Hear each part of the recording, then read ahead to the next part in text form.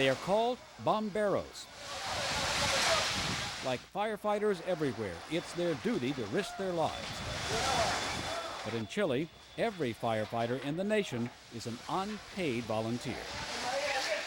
First thing they always say is, do you need to get paid, or you want to get paid? We don't accept money at all.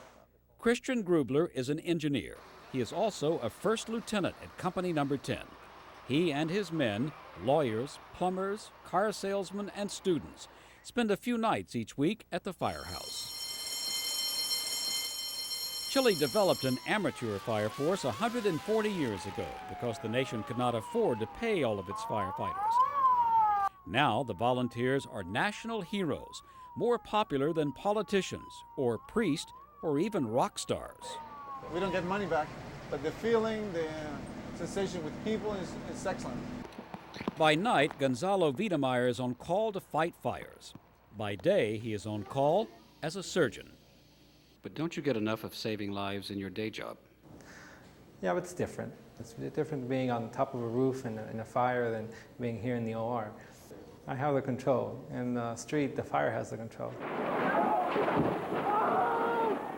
And they are in constant danger.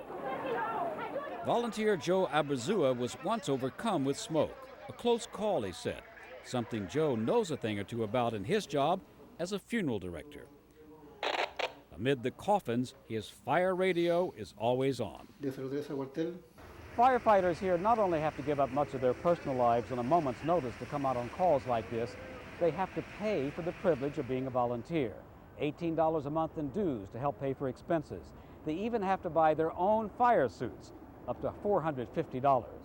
Something else makes the bomberos extraordinary. There are 1,000 women firefighters, 1/10 of the nation's volunteers. Ursula Edgars makes her living as a video DJ. Like all volunteers, Ursula had to take a tough 6-month training course. Alexander Torres is only 19, but already a veteran bombero. Dealing with death and suffering was very hard at first, she says. I tried to rescue a 4-year-old boy, but I couldn't revive him. I had nightmares for days.